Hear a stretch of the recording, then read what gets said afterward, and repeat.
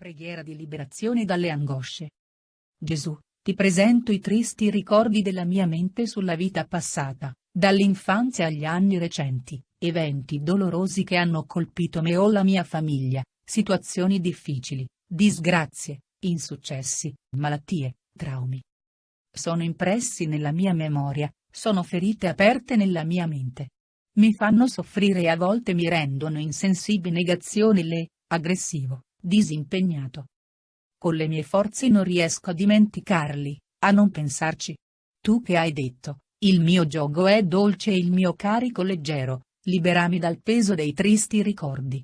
Fallo con il ricordo delle grazie, dei doni, degli eventi lieti che hai sparso lungo tutti i giorni della mia vita e con la certezza che anche le sofferenze hanno concorso al mio vero bene.